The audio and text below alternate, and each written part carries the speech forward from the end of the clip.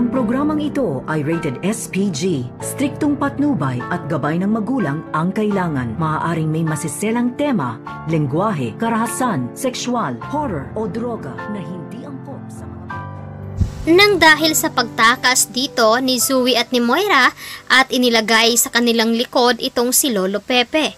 Lumabas naman ang driver nito ni Lolo Pepe at agad naman tinanong itong si Annalyn kung nakita ba itong si Don Pepe na lumabas. Agad naman sinabi dito ni Annalyn na mahigit 2 oras na nga ay hindi pa rin nila nakikita itong si Don Pepe. Kaya naman dali-daling tumawag ng pulis ang driver dito ni Don Pepe at agad na sinabi dito kay Giselle. Kaya naman agad na nagtawag ng pulis at inaabangan nga itong sila Moira at nakablatter nga agad nito. Hinarang naman sila ng pulis at agad tinanong kung ano ang laman doon sa likod ng kanyang sasakyan. Kaya wala na ngang pagpipilian pa itong si Zoe at Moira at agad naman binigay ang kanyang lisensya.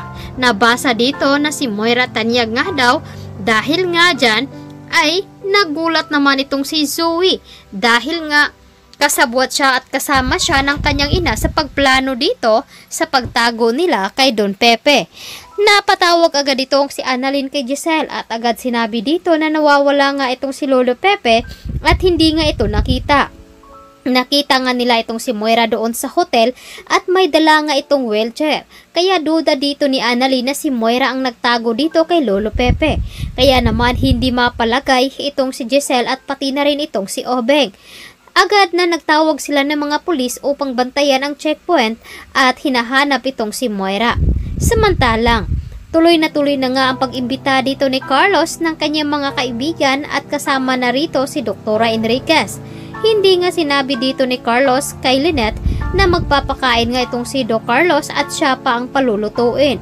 Sinabi naman dito ni Lynette na marami pa naman daw siyang inaasikaso at marami siyang iniisip doon sa opisina. Agad na nagsalita itong si Carlos na ipapahiya ba daw siya sa mga kaibigan nito. Kaya wala nang nagawa pa itong si Lynette kundi ang payagan na lamang ang kagustuhan dito ni Carlos. Ngunit titingnan pa daw nito kung kaya niya magluto dahil nga sa mahalagang tawag dito ni Annalyn na nawawala itong si Don Pepe. Magagawa nga ba nila na ipaghanda ni Lynette ang kanyang asawa samantalang? Ito namang si RJ ay nakukonsensya nga dahil hindi niya kinakausap ang kanyang ama at tiniis niya ito.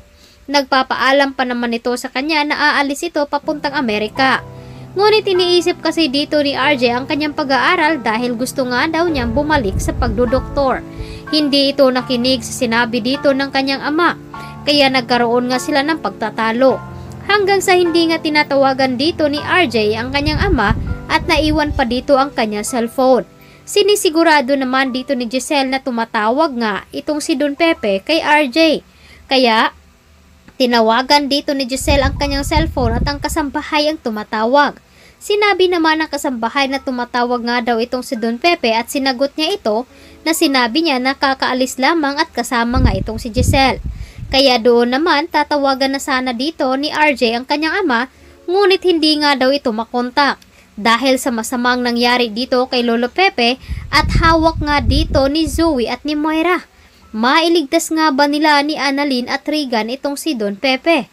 Agad silang kumausap doon sa opisina at tiningnan ang CCTV footage kung may nakita ba sila doon. Ngunit naka-shutdown ang mga CCTV dahil nga sa inutos dito ni Moira kay Baladja.